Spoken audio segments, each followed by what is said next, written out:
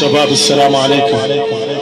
قبل أن أبدأ أهني 46 بانتصارهم بالبطولة السابقة 49، وأهني 45 وصولهم اليوم للمباراة النهائية. بما أن احنا نقطع نخاف نوصل للركن ولا السكر.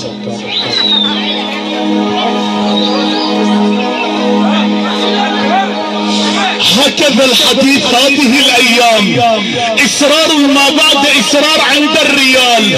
يوم السبت ليس هذا بل بعده يلتقون 25/10/2014 هناك في مدريد. حكاية لا تقبل القسم على اثنين، انهم الملينجي وليس الكتلان، انهم الريال اسطورة العالم. عندما نتحدث عليهم نقول الرجال انشيلوتي وليس رجال مورينو، بل رجال كريستيانو، وليس رجال دي ماريا، بل رجال جاريث بيل، وليس رجال هيكوين.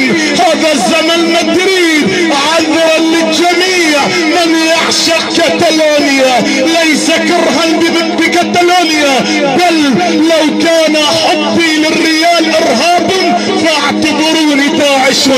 هكذا الاساطير تكتب في بعض الاحيان. عندما نتكلم عن الريال هي اسطوره والحديث الكبير. عندما ننظر عندما تكون في ملعب سانتياغو المهمه الكبيره الذي تجمع الابيض والاحمر والازرق. نعم برشلونه، بل عشاق برشلونه على الراس، انما برشلونه لا لا لا لا لا لا لا لا لا تسألوني. الريال جن جنوني. لا تسألوني انه بطل ابطال اوروبا.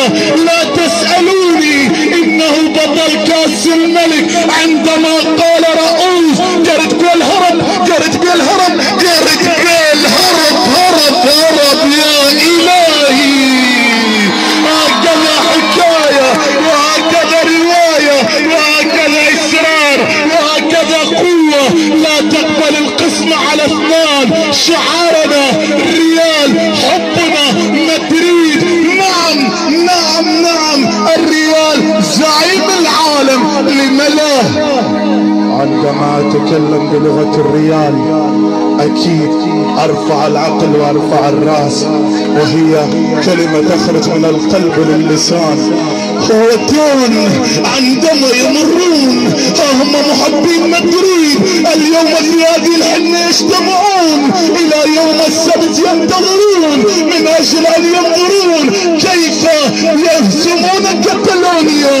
هم العشاق يتفقدون بان سوف يلعب الريال. وهكذا حقيقة الامور. هي وحدة كريستيان هناك يلعب بتمر وحدة بيل. هذه الاولى لا لا لا لا لا لا تكمال مستحيل. يا رب.